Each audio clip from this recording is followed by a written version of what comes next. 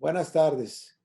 Me presento, soy el doctor Francisco Bosques Padilla y voy a desarrollar el tema que se ve en esta diapositiva. ¿Cuáles son las metas para mantener la remisión de la colitis ulcerativa crónica inespecífica? ¿Cuáles son los objetivos de la presente charla? Definir el concepto de remisión en la colitis ulcerativa. Y utilizaré un enfoque basado en un caso clínico para personalizar la atención de un paciente con colitis ulcerativa. Busco que al final de esta presentación aprendamos a individualizar los planes de tratamiento para los pacientes en función del riesgo de tener una enfermedad agresiva y que aprendemos a incorporar las estrategias basadas en el monitoreo de los niveles terapéuticos de fármacos en la práctica clínica. Primero, déjeme defino lo que se conoce como remisión. No hay un acuerdo internacional sobre los sistemas de puntuación clínico, endoscópico o histológico en la colitis ulcerativa. Existe una definición parcialmente validada de lo que llamamos remisión. Luego entonces les voy a mostrar los tres escenarios que utilizan los expertos. ¿Qué es remisión clínica?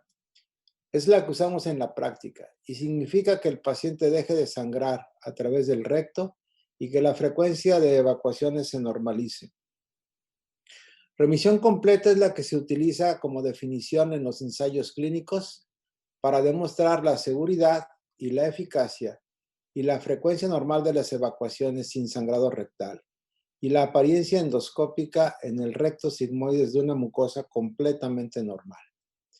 Existe otra remisión que utilizan los expertos para el registro de drogas, para conseguir la licencia de fármacos, y es lo que utilizan las autoridades reguladoras.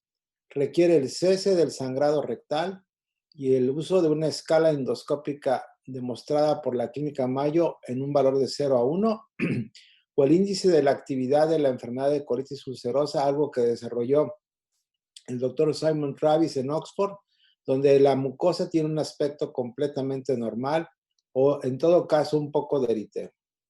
Dicho lo anterior, usemos un caso clínico como excusa para hablar de la remisión. Se trata de un varón de 24 años que había estado normal en su estado de salud hasta 4 meses previos a su visita, cuando él nota un cambio en el patrón defecatorio con inicio gradual de diarrea con sangre. Tiene 5 evacuaciones al día y todas ellas con presencia de sangre. Urgencia, sin llegar al punto de levantarse por las noches para defecar o sin llegar a la incontinencia. Dolor abdominal cólico leve con las evacuaciones.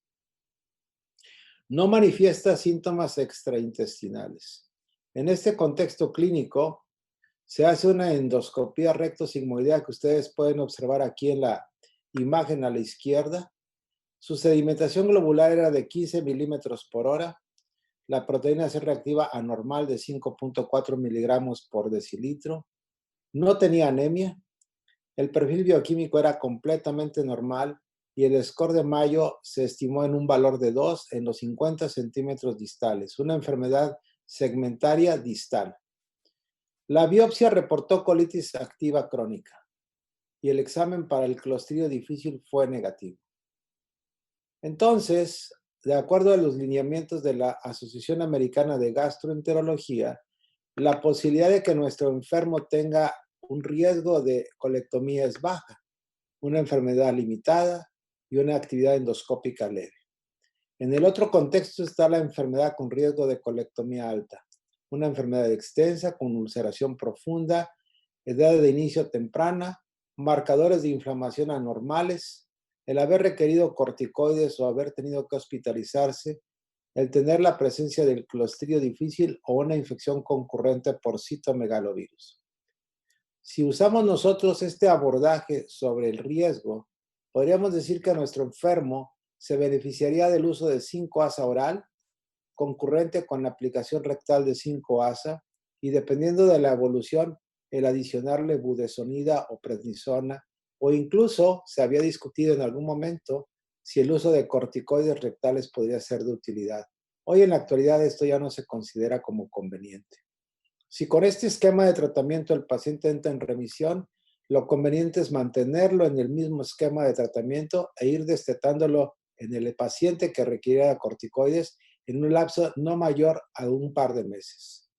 Si nuestro enfermo no logra la remisión o corresponde a un grupo de riesgo alto, lo adecuado es darle corticoides por un periodo corto e iniciar tiopurínicos o considerar biológicos, anti-TNF o bien vedolizumab, y seguirlo de manera estrecha para que en un periodo de tiempo de 2 meses averigüemos si el paciente entra en remisión o el paciente no entra en remisión para escalarlo e incluso discutir la posibilidad de una cirugía en este escenario. ¿Qué terapia utilizamos en este paciente? Se le dio mesalamina oral, 4 gramos día, se aplicó enemas por vía rectal, 4 gramos día, y después de 3 semanas sus síntomas se perciben como mejor, pero no se han resuelto al 100%. Se da entonces un tratamiento con budesonida de liberación prolongada, 9 miligramos una toma al día, y 2 meses más tarde el paciente regresa a la oficina y nos comenta que sus síntomas se han agravado en el mes previo. Entonces, nuestro paciente refiere 9 evacuaciones sanguinolentas por día, refiere urgencia e incluso eventos de incontinencia. Lo despierta durante la noche un par de veces para evacuar y refiere dolor abdominal moderado con y antes de la defecación. Refiere cansancio importante. Evidentemente, nuestro paciente ya no está en remisión clínica y no ha logrado la remisión endoscópica, como ustedes pueden observar en el recuadro aquí en la diapositiva. La sedimentación ahora es de 55 milímetros por hora. La proteína C reactiva se elevó a 15.4 miligramos por decilitro. Ahora se ha incorporado la medición de calprotectina en forma no invasiva y el valor en corte es de 50 y este paciente refiere 782 microgramos por gramo de materia fecal. Su nivel de hemoglobina ha disminuido, la albúmina se encuentra baja y ustedes pueden observar en la diapositiva la presencia de ulceraciones profundas con sangrado espontáneo. La biopsia descarta la presencia de citomegalovirus y se reporta como una colitis activa ahora en grado severo. ¿Cuál es el siguiente paso en el manejo de este paciente? Los que no han respondido al tratamiento convencional o al uso de corticoides de acción tópica se consideran de elevado riesgo y deben ser tratados en consecuencia. Se trata con corticoides de acción sistémica para inducir la remisión por el tiempo de respuesta. Recuerden que los tiopurínicos tienen un efecto significativo para evitar el uso de corticoides a largo plazo, pero se les considera más terapia de mantenimiento que tratamiento de primera línea. Entonces, ¿cuál es lo que hicimos? Bueno, debido a que estos agentes tardan de 3 a 6 meses en actuar, al paciente se le debe dar tratamiento como corticosteroides de acción sistémica para la inducción. Los pacientes que no responden a este esquema terapéutico y dependiendo de si ya se hicieron dependientes, entre comillas, de corticoides, se les debe dar tiopurínicos y un agente biológico, sea aquel que bloquea el factor de necrosis tumoral alfa, una integrina, o bien esta molécula que es el ustekinumab, del cual hablaré más adelante. ¿Qué régimen de inducción se debe utilizar en este paciente? Ante el uso de agentes anti-TNF, este es el estándar de atención para un paciente con una enfermedad moderada a grave, como es el caso, y en este tipo de enfermos sigue siendo un tema de cuál es la dosis óptima de inducción. Hay datos que se han acumulado donde la tasa de aclaramiento del biológico en pacientes con CUSI grave es más alta. Se requiere intensificar la dosis de inducción porque hay una carga inflamatoria importante, como lo refleja la proteína C reactiva, y si fuera posible, podríamos decir que el factor de necrosis tumoral alfa se encuentra elevado. ¿Cuáles factores tiene este paciente? Por supuesto, la albúmina, el género, el tamaño corporal o si fuera posible la medición de anticuerpos antidroga en el caso de que ya la estuviera recibiendo. En la actualidad se están corriendo proyectos de investigación para definir patrones de respuesta personalizados a intervalos de tiempo definido comparado con las concentraciones en el plasma de estos pacientes, tema que todavía está por definirse. ¿Qué pasó con nuestro paciente? Recibió 2 infusiones de infliximab, 10 miligramos por kilo endovenoso, mejoró gradualmente durante una semana, recibió una tercera infusión en la semana 6 como marca el protocolo y a las 10 semanas más tarde el paciente refiere mejoría. Tiene 4 evacuaciones semisólidas, sin sangrado, urgencia leve, pero ya no hay incontinencia ni tampoco se levanta en la noche. El examen físico es normal y la proteína C reactiva, recuerden que andaba muy alta, ahora está en 1,5 miligramos por decilitro. El paciente ha mejorado. La pregunta que les pongo a continuación es si deberíamos, con el propósito de inducir remisión, medir las concentraciones del biológico en este punto. Numerosos estudios han demostrado que existe una correlación entre las concentraciones del biológico y la respuesta clínica a través de marcadores biológicos o endoscópica. Por el contrario, si este paciente tuviera anticuerpos que bloquearan el biológico, la posibilidad de respuesta y los niveles séricos estarían mucho más bajos y habría mayor riesgo de una reacción durante la infusión. Monitorizar los medicamentos puede ser una manera muy conveniente de optimizar y sacar el máximo provecho a estos medicamentos en el contexto de la enfermedad que nos ocupa. Miren ustedes, cuando se puede disponer del recurso, un adulto al que se le inicia tiopurínicos, debemos de ver su genómica, si es homocigoto de un metabolizador normal, heterocigoto, que es un metabolizador intermedio, o homocigoto de metabolizador muy lento. Porque en este grupo de enfermos hay que evitar el medicamento, en este grupo de enfermos hay que utilizar una dosis ajustada y en este grupo de enfermos hay que comenzar con la dosis al 100%. Y dependiendo del comportamiento, si la respuesta es muy satisfactoria, se puede continuar el tratamiento sin tener que monitorizar los niveles séricos. En cambio, en un paciente que tiene la enfermedad activa, lo conveniente es medir la concentración del producto que es terapéuticamente conveniente, que es la 6-tioguanina, o medir el metabolito tóxico. Y dependiendo de esto, hacer ajustes en el esquema terapéutico. Si lo que usamos en un paciente así es un biológico, lo que buscamos es inducir la respuesta clínica, endoscópica y laboratorial con biomarcador y continuar el tratamiento. Pero si el paciente no está respondiendo, lo conveniente es buscar la concentración sérica de infliximab, que es de 5 microgramos por mililitro, de adalimumab de más de 7,5 microgramos por mililitro o del certolizumab de más de 20 microgramos por mililitro.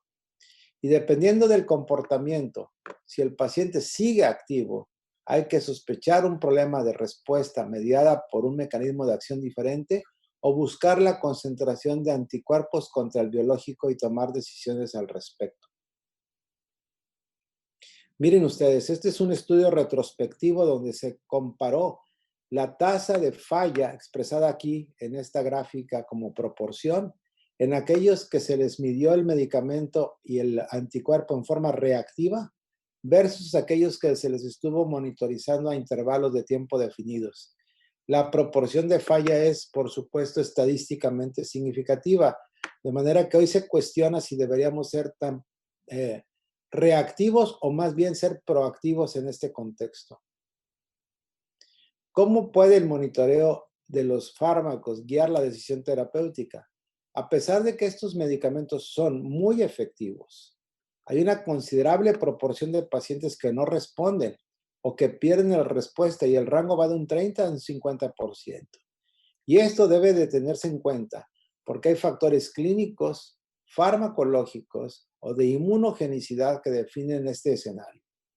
Miren ustedes, en el mes de marzo publicamos esta experiencia y lo que les quiero llamar la atención es la tasa de falla o de refractariedad en hospitales públicos o privados cercanos al 40% y en el caso de la colitis, que es el paciente que me ocupa, por arriba del 43 o el 42% respectivamente en público y privado. De manera que al menos 1, 2, 3, 4 de cada 10 pacientes no van a responder o van a perder su efecto. Por eso les comparto la opinión de los expertos. La monitorización terapéutica puede utilizarse en cualquier momento de la inducción o bien del mantenimiento, sea en forma proactiva o en forma reactiva para tomar decisiones inteligentes. ¿Deberíamos de iniciar un inmunomodulador? La respuesta es probablemente sí. El tratamiento combinado garantiza niveles séricos convenientes y una mejor tasa de respuesta. La experiencia en CUSI es el trabajo del doctor Rimo Panaccione en el estudio Success, donde un grupo de pacientes con CUSI como el que estoy mostrando, que no respondieron a corticoides y que nunca habían recibido biológicos, recibieron la combinación de ASA, que es el azatioprina, infliximab o la combinación de los dos. Y el punto era la remisión libre de esteroides en la semana 16. ¿Cuál es el resultado? Que la proporción libre de esteroides en el grupo que recibe la combinación es 40 contra 24 puntos porcentuales. La respuesta global significativa a favor de la combinación y la curación mucosa, que es lo que hoy buscamos, superior al grupo que recibió solamente el tratamiento con ASA. La combinación de los dos permite además una reducción en el score de la clínica Mayo estadísticamente significativo cuando se combinan los dos medicamentos. De manera que la combinación es una mejor opción para este tipo de pacientes. Esta pregunta es la que todos nos hemos hecho. ¿Todos los medicamentos anti-TNF son iguales? Estudios como este que comparó en forma abierta en una cohorte en Canadá la tasa de respuesta de adalimumab o de infliximab demuestra que no hubo diferencias significativas en la semana 14 y en el mantenimiento a prácticamente un año un poco más, la proporción de respuesta fue prácticamente la misma. En el seguimiento de mi paciente, la prueba de tiopurina demostró una actividad normal, por eso se le dieron 2,5 miligramos por kilo día. Antes de la siguiente infusión, el nivel del medicamento era convenientemente de 8 microgramos por mililitro y no había anticuerpos. Pero sin embargo, el paciente seguía mostrando una enfermedad moderada activa. El paciente refiere 8 evacuaciones por día, sangre en las evacuaciones, urgencia y despertares nocturnos. Las cosas no iban bien a propósito de la remisión que estábamos buscando. Y ahora viene una pregunta que nos hacemos todos. ¿Qué debo de hacer? Dado que este paciente tiene inflamación activa y concentraciones adecuadas de biológico y está recibiendo una dosis concurrente de una droga como la acetioprina, parecería que no es el factor de necrosis tumoral alfa el desencadenante de este mecanismo. Deberíamos pensar en cualesquiera de estas tres opciones. Hoy en México, el vedolizumab y el ustekinumab son medicamentos que se pueden emplear para este paciente. Miren, para que los linfocitos entren en el sitio de la inflamación, se requiere todo este proceso expresado en esta diapositiva. Y el pasado mes de septiembre del año anterior, se comparó el uso de vedo contra adalimumab en una enfermedad como la que nos ocupa. ¿Qué consiguieron estos investigadores? Es el primer estudio que compara uno a uno un anti-TNF con un medicamento antiadhesinas. Y hubo una diferencia significativa a favor del medicamento, en este caso vedolizumab, en cuanto a remisión clínica en pacientes que nunca habían recibido tratamiento y en pacientes previamente expuestos. Y una mejoría endoscópica a favor del grupo de vedolizumab, sea los pacientes que habían recibido previamente o los pacientes que no habían recibido previamente. Parecería que la exposición previa al biológico sí limita el efecto del vedolizumab. Una cosa interesante del trabajo es que aparentemente el adalimumab obtuvo una mejor proporción de remisión libre de esteroides, sea en forma global, en pacientes vírgenes a tratamiento o en pacientes previamente tratados. Ahora disponemos en México también de este producto, el ustekinumab, que en forma endovenosa podemos administrar. Este medicamento impide que los linfocitos se activen a través de bloquear el receptor P40 de la interleucina 12 y de la interleucina 23, como ustedes pueden observar en esta parte de la diapositiva. ¿Qué hace el ustekinumab? Impide que se inicie el proceso inflamatorio que está presente en los pacientes con CUSI. Se ha investigado tanto en la forma moderada como en la forma severa en pacientes que han fallado o que no han respondido al tratamiento biológico. y los resultados se han llevado hasta por más de un año, logrando demostrar remisión clínica, endoscópica e histológica. Y es una opción que podemos nosotros considerar para el paciente que me ocupa.